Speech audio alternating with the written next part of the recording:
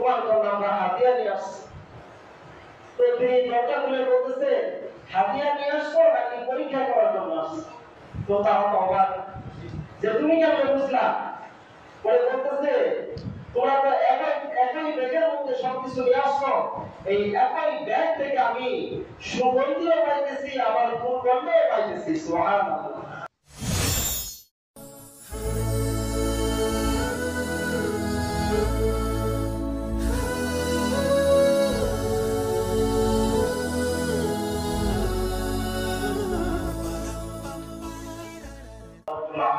আমাদেরকে পবিত্র স্থানে, দুনিয়ার মধ্যে সবচেয়ে উত্তম জায়গা মসজিদে আমাদেরকে আসার জন্য তৌফিক দান করেছেন। এই জন্য মালিকের দরবারে সকলে শুকরিয়া আদায় করি, সকলে বলি আলহামদুলিল্লাহ। মুহতারাম নাযিরিন, আমি আপনাদের সামনে সূরাতুল মুমিনুনের 51 নম্বর আয়াত তেলাওয়াত করেছি। আল্লাহ রাব্বুল আলামিন এই আয়াতে কারিমার মধ্যে দুনিয়ার মধ্যে হযরত আদম আলাইহিস সালাম থেকে নিয়ে মুহাম্মদুর রাসূলুল্লাহ সাল্লাল্লাহু আলাইহি ওয়াসাল্লাম যত নবী আছে সমস্ত নবীদেরকে এই আদেশ করছেন। সমস্ত নবীদের জন্য একটা আদেশ ছিল, তোমরা আপনাদের উম্মতদেরকে লা ইলাহা ইল্লাল্লাহ এর দাওয়াত প্রদান করো। এটার সাথে সাথে আল্লাহ রাব্বুল আলামিন সমস্ত নবীগণদেরকে এই আদেশ করতেন যে তোমরা হালাল উপার্জন করার সাথে সাথে হালাল খানা গ্রহণ করো। তো আল্লাহ রাব্বুল আলামিন এই আয়াতের মধ্যে এই কথাই বলতেছে, ইয়া আইয়ুহার রাসূলু কুলু মিনাত তাইয়্যিবাতি ওয়া আমালু সালিহাত, যে হে নবীগণ তোমরা হালাল খাবার খাও এবং আমলে সালেহ করো। তো মুহতারাম হাজির, এখানে আল্লাহ তাআলা কুলু মিনাত তাইয়্যিবাত আগে নিয়ে আসলেন। আল্লাহ রাব্বুল আলামিন প্রথমে কিন্তু নেক আমলের কথা বলেন নাই, আমলে সালেহের কথা বলেন নাই।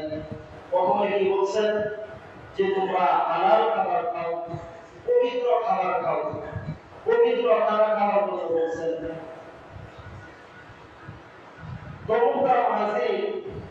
সর্বপ্রথম আল্লাহ তাআলা রাসূলদেরকে কি বলেছে যে তোমরা হালাল খাবার খাও, এর সাথে সাথে কি করো, আমলে সালেহ করো। শুধু এটা নবীদের জন্যই খাস না, এটা আমাদের জন্যও খাস। আল্লাহ তাআলা মুমিনদেরকেও ডেকে এই কথা বলেন যে তোমরা আমলে সালেহ করার পূর্বে আগে তোমরা হালাল খাবার খাও। কারণ কেউ যদি শুধুই মাত্র আমলে সালেহ করে, নেক আমল করে, এটার সাথে সাথে হালাল খাবার না খায়, হালাল উপার্জন যদি না করে, তাহলে সে যত আমল করবে সমস্ত আমলগুলাই বৃথা, সমস্ত আমলগুলাই বৃথা। আমল কবুল হওয়ার জন্য সর্বপ্রথম যে শর্তটা দিয়েছেন, প্রথম শর্তই হচ্ছে তুমি হালাল খাবার খাও। হালাল খাবার খাও। হালাল খাবার কোন ছাড়া আল্লাহ তাআলার কাছে কোনো আমল কি গ্রহণযোগ্য না। ছোট একটা উদাহরণ দিই। দেখেন মুহতারাম হাজির, ইসলাম ধর্মে যদি সর্বপ্রথম কেউ যদি ঈমান গ্রহণ করে, তাহলে শুরুতেই কিন্তু ওই মানুষটা ইসলামের যত বিধিবিধান আছে এগুলোর ব্যাপারে সে অবগত থাকেন না, সে জানেন না। তো তার জন্য কি করণীয়? সে ইসলাম গ্রহণ করার সাথে সাথে তার কোনো নামাজ ফরজ হয়ে যায়। এই মানুষটা নামাজ পড়বে, তো নামাজ পড়ার জন্য যে প্রয়োজনীয় সূরা কেরাত দরকার, এগুলো তো সে জানে না। সে কি জানে না? জানে না। প্রয়োজনীয় সূরা কেরাত, ওয়াই মাসুরা, ওয়াই দুরূদ শরীফ, সানা, এসব কিছু সে পারে না। কিন্তু এই ব্যক্তি কিছু না জানা সত্ত্বেও সে নতুন ঈমান গ্রহণ করছে এর সাথে সাথে সে যদি শুধুমাত্র আল্লাহ তাআলার পবিত্রতা বর্ণনা করে, শুধুমাত্র যদি সুবহান রাব্বিয়াল আ'লা বা সবকিছুর মধ্যে আল্লাহ তাআলার নাম জপে জপে যদি প্রত্যেকটা রুকুনের মধ্যে আল্লাহ তাআলার নাম জপে জপে যদি সে নামাজ আদায় করে, আল্লাহ তাআলা কি তার নামাজ কবুল করবেন? অবশ্যই কবুল করবেন। কারণ সে শিখার মধ্যে আছে এবং সে নতুন ঈমান গ্রহণ করছে, সে নতুন ঈমান গ্রহণ করছে। এই জন্য সে যদি শিখার মধ্যে থাকে, এই অবস্থাও যদি সে নামাজ আদায় করে, তার নামাজ আল্লাহ কি করবেন? কবুল করে নেবেন। সাথে সাথে আরেক ব্যক্তি সে নামাজের যত নিয়ম কানুন আছে, দোয়া কেরাত আছে, সব কিছু সে জানে, কিন্তু সে নামাজ পড়ার পূর্বে সে ওযু করে নাই, ওযু ছাড়া নামাজ আদায় করছে, তার নামাজটা হবে? নামাজ হবে? নামাজ হবে না। ঠিক এরকমই ইবাদতের জন্য সর্বপ্রথম শর্ত যেটা, সেটা হচ্ছে হালাল উপার্জন থেকে খানা খাওয়া। হালাল উপার্জন থেকে খানা খাওয়া, হালাল উপার্জন তাহলে অনেক গুরুত্বপূর্ণ একটা বিষয়। হালাল উপার্জন এটা অনেক খুব গুরুত্বপূর্ণ। আপনি যদি হালাল অল্প কিছু খেয়েও যদি আপনি আল্লাহ তাআলার ইবাদত করতে পারেন, আপনার জিন্দেগি বসর করতে পারেন, তাহলে হতে পারে আল্লাহ তাআলা আপনার এই সমস্ত ইবাদত কোরআন কবুল করে নেবেন। সুবহানাল্লাহ, এটা হালালের বারাকা।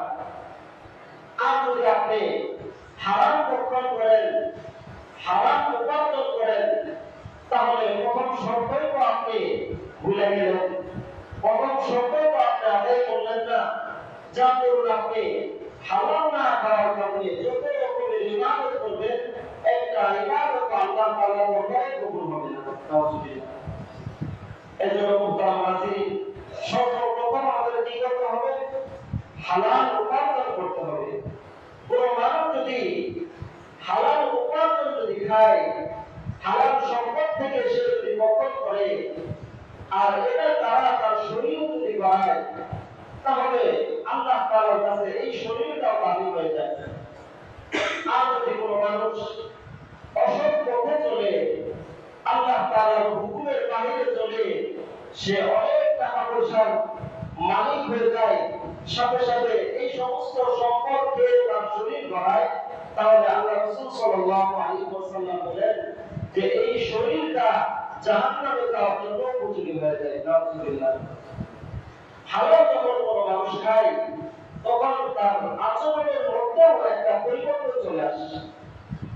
হালাল খাওয়ার কারণে, হারাম যদি কেউ খায়, তাহলে তার আচরণের মধ্যে একটা পরিবর্তন চলে আসে।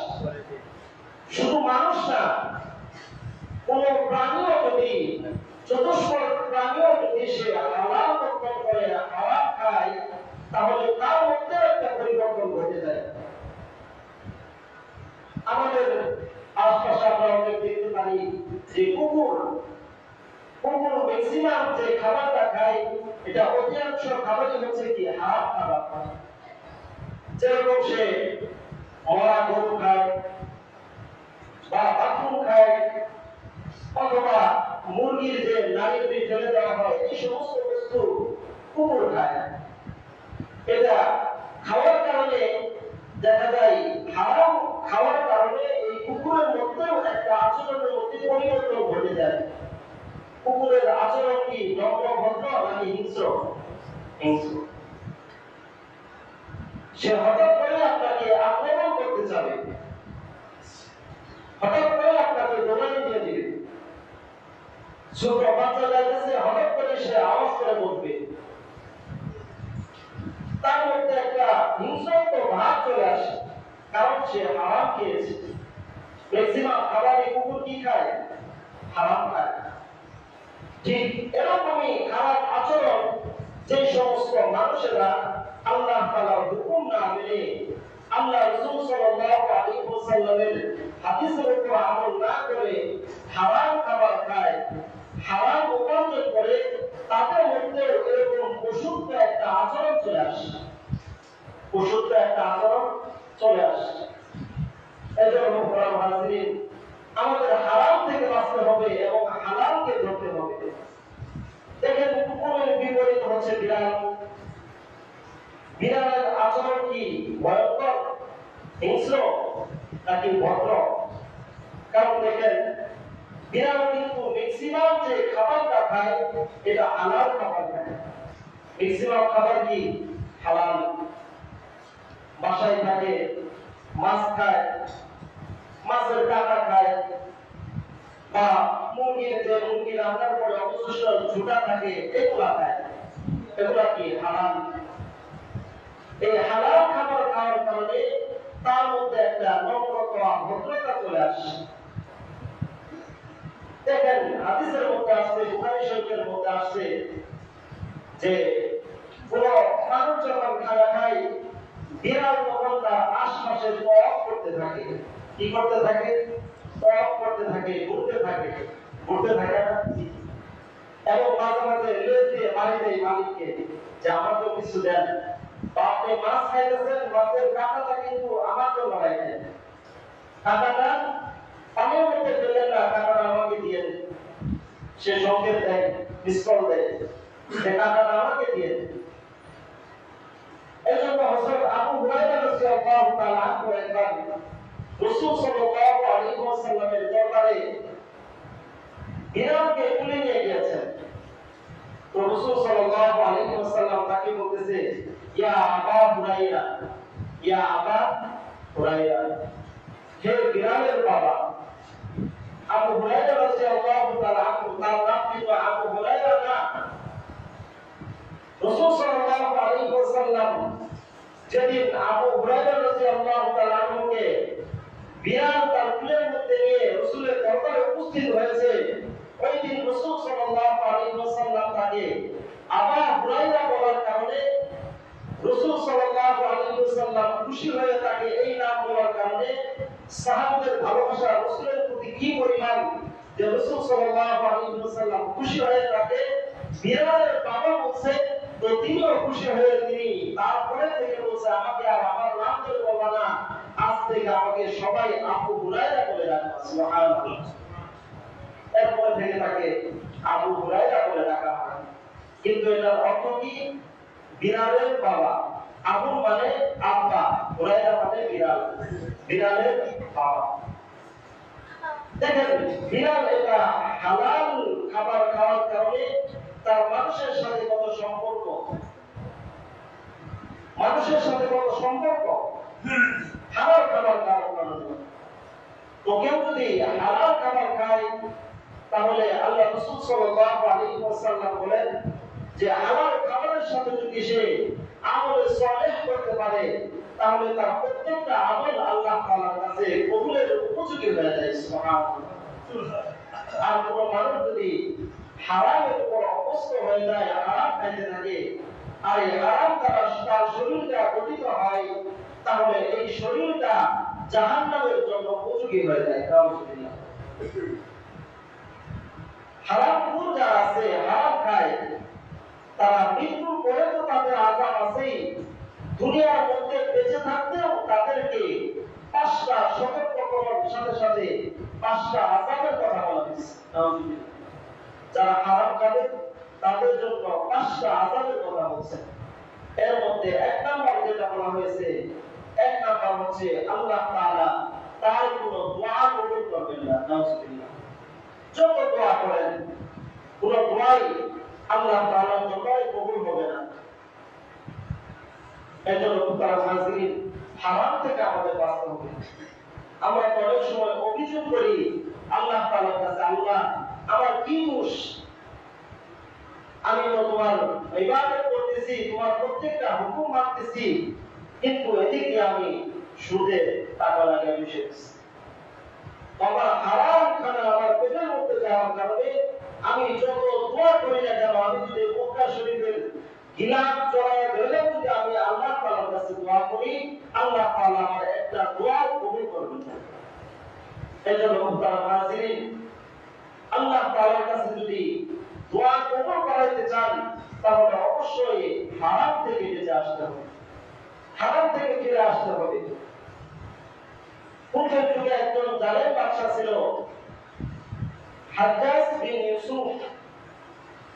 অনেক জালেম ছিল, মানুষের উপর অত্যাচার করত। ইনি যখন মানুষের উপর অতিরিক্ত অত্যাচার শুরু করে দিল, তার কাছের যে লোকেরা ছিল তারা বলতে লাগলো, বাদশাহ, আপনি তো এবার অতিরঞ্জিত করে ফেলতেছেন, মানুষের উপর এই পরিমাণ অত্যাচার করতেছেন, মানুষেরা তো আপনাকে অভিশাপ দিতেছে, মানুষেরা আপনাকে বদদোয়া করতেছে, বাদশাহ বলতেছে আমার চেয়ে বেশি কিন্তু তোমরা বুঝো না। বাদশাহ কি বলেন, আমার চেয়ে বেশি তোমরা বুঝো না। এই যে দেখো না, সপ্তাহে সপ্তাহে আমি মুরব্বীদেরকে ডেকে ডেকে দাওয়াত খাওয়াই, মুরব্বীদেরকে ডেকে ডেকে যে দাওয়াত খাওয়াই, কি মনে করতেছো তাদের কি ভালো খানা খাওয়াই নাকি? আমার যত চুরির মাল আছে, আমার যত অবৈধ সম্পদ আছে, এই সমস্ত সম্পদ থেকে আমি আলেমদেরকে খাওয়াই দেই। হাজার দোয়াও যদি এই আলেমরা যদি আমার বিপক্ষে করে, আল্লাহ রাব্বুল আলামিন তাদের একটা দোয়াও কবুল করবে না। বলে কারণ আমি তাদেরকে হারাম খাওয়াইতেছি, তাদের পেটের মধ্যে হারাম ঢুকাইতেছি, এখন যতই দোয়া করুক না কেন তাদের দোয়া কোনো কাজে আসবে না। এই জালেম বাদশা কত চালাক, সে আলেমদেরকে ডেকে ডেকে কি খাওয়াইতেছে? হারাম খাবার খাওয়াইতেছে। সে বুঝতেছে যে হারাম যদি তাদেরকে খাওয়াইতে পারি, তারা দোয়া করবে, দোয়া মালিক কবুল করবে না, আল্লাহ তাআলা কবুল করবে না। ওই যুগেই একজন ভালো হক্কানি আলেম ছিলেন, যার নাম হচ্ছে সাইদ বিন জুবাইর রাহমাতুল্লাহি আলাইহি, যিনি এই বাদশার একটা দাওয়াত গ্রহণ করে নাই। তার দাওয়াত গ্রহণ না করার কারণে বাদশা আদেশ করলেন, যাও জুবাইরকে ধরে নিয়ে আসো, তাকে কঠিন শাস্তি দেওয়া হবে। বলে, কেন? সে আমার দাওয়াত গ্রহণ করে নাই। আলেমরা সবাই যেহেতু আমার দাওয়াত গ্রহণ করছে, এই একজন যদি আমার বিপক্ষে দোয়া করে ফেলে, তাহলে আল্লাহ তাআলা আমাকে ধ্বংস করে দিবে। এই জন্য যেভাবে হোক তাকে রাজি করিয়ে আমার বাসার খাবার তাকে খাওয়ায় দাও, আমার বাসার খাবার তাকে খাওয়ায় দাও। যদি তার পেটের মধ্যে আমার বাসার খাবার যদি তাকে একবার খাওয়াতে পারি, তাহলে তার দোয়া আল্লাহ তাআলা কবুল করবে না। আর যত রকমের অত্যাচার আছে আমি মানুষের উপর করব, আল্লাহ তাআলার কাছে যতই তারা দোয়া করুক না কেন, আল্লাহ তাআলা তাদের দোয়া কবুল করবে না। তো সাইদ বিন জুবাইর রাহমাতুল্লাহি আলাইহি ধরে নিয়ে আসছে, তাকে দাওয়াত দিয়েছে, বলে আমাদের সাথে এসে খানা খাও। বলে, না, আমি খানা খাবো না।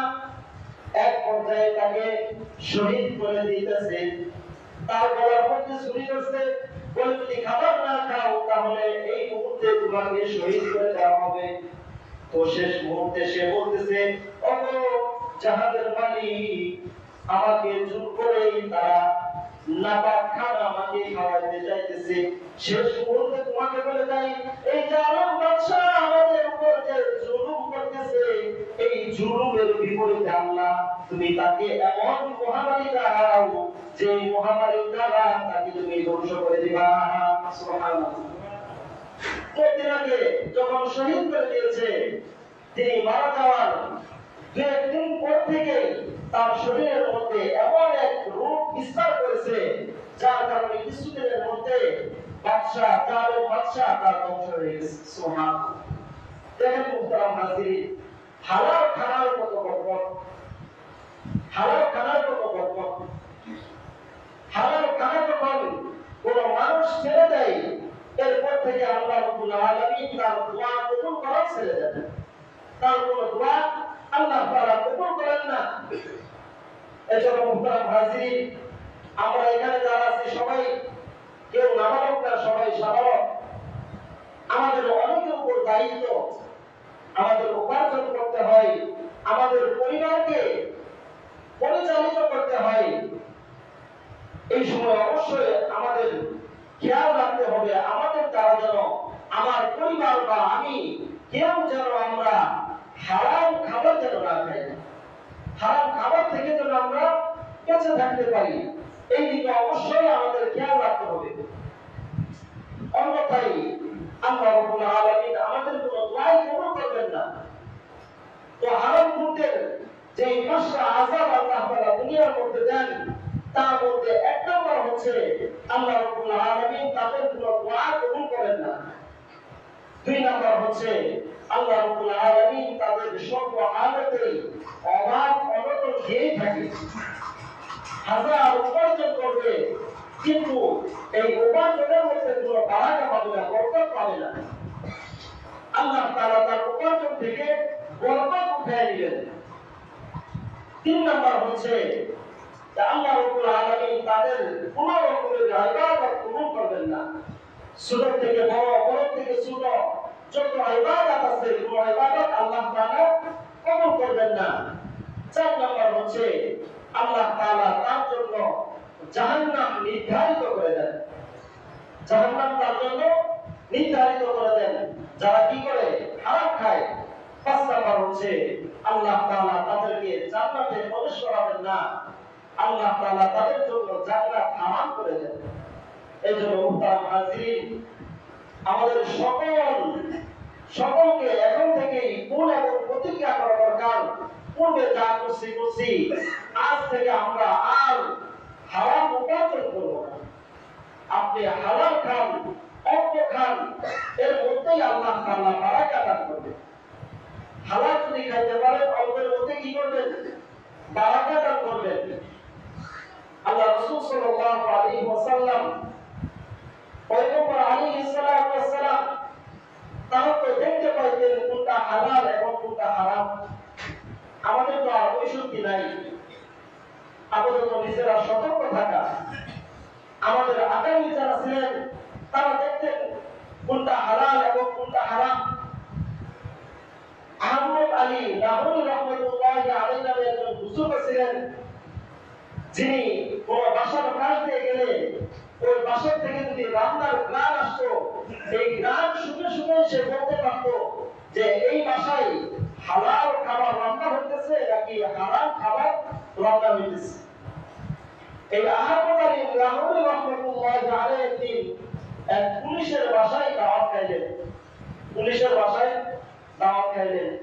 আমরা তো পুলিশ নাম শুনলে মনে করি তো হারাম খাইতে গেছে, শেষ, এই হারাম খায়, পেট যে বড় বানাইছে হারাম খাই বানাইছে, ঘুষ খায় বানাইছে। কিন্তু সবাইকে তো আর এক পাল্লায় মাপা যায় না। অনেক বর্তমান সময়ে অনেক পুলিশ ভাইরা আছে যারা হারাম খায় না, হালালের উপর টিকে থাকার চেষ্টা করে। তো আহমদ আলী লাহোরী রাহমাতুল্লাহি আলাইহি তিনি যখন এক পুলিশের বাসায় খানা খাইলেন, তো তার সমবয়সী বন্ধুরা আলোচনা করতে লাগলো যে তিনি না বলে যে তিনি গান শুনে শুনে সে হালাল এবং হারামের মধ্যে তমিজ করতে পারে, পার্থক্য করতে পারে, তাহলে এই পুলিশের বাসায় কেন সে খানা খাইল? তো লাহোরী রাহমাতুল্লাহি আলাইহি বলতেছে যে পুলিশের বাসার খানাটা হচ্ছে হালাল। তো তার বন্ধুরা বলতেছে তুমি আমি এখন হারাম এবং হারামের কন্ট্রাক্ট নিছ নাকি, কার বাসায় হালাল এবং কার বাসায় হারাম এটা বলতে পারো? তো তাদের বিষয়টা বিশ্বাস হইতেছে না। তো তারা 4জন বন্ধু মিলে তারা একটা ফোনে আনলো। তো 3জন বলতেছে আমরা 3জন হালাল টাকার জিনিসপত্র ক্রয় করবো এবং অপরজন তোমার বাবার পকেট থেকে কিছু টাকা চুরি করে নিয়ে আসবা, এটার দ্বারা আমরা কিছু জিনিসপত্র ক্রয় করবো, কিছু ফল-ফ্রুট কিনবো। তো তারা 4জন মিলে কথা অনুযায়ী 3জনের টাকা দিয়ে কিছু ফল কিনছে এবং ওই চুরির টাকা দিয়ে কিছু ফল কিনছে। তো ফল কিনে যখন তার বন্ধুর বাসায় চলে গেছে, বন্ধুর বাসায় গিয়ে দরজায় নক করতেছে, বন্ধু দরজা খোলো, তোমার জন্য আমরা হাদিয়া নিয়ে আসছি। তো তিনি দরজা খুলে বলতেছে হাদিয়া নিয়ে আসছো নাকি পরীক্ষা করার জন্য আসছো? তো তারা তো অবাক যে তুমি কেমন বুঝলা? বলে বলতেছে তোমরা তো একই ব্যাগের মধ্যে সবকিছু নিয়ে আসছো, এই একই ব্যাগ থেকে আমি সুগন্ধিও পাইতেছি আবার দুর্গন্ধও পাইতেছি। সুবহানাল্লাহ। তো তিনি সবগুলা বের করে তার উপরে যেগুলা হালাল টাকা দ্বারা ক্রয় করা ওগুলা সে সুখে সুখে করতেছে, এগুলা হচ্ছে হালাল টাকার মাল এবং এগুলা হচ্ছে হারাম টাকার মাল। সুবহানাল্লাহ। দেখেন তাদের অবস্থা কি ছিল। এজন্য মুহতারাম হাজিরিন, এগুলা পার্থক্য আমাদের ভিতরে নিয়ে আসতে হবে। এখন বর্তমান সময় আমাদের মধ্যে এমন কোন বুজুর্গ, কোন নবী রাসূল আসবে না, কোন নবী রাসূল আসবে না, আমাদেরকে পদক্ষেপ দিবে না।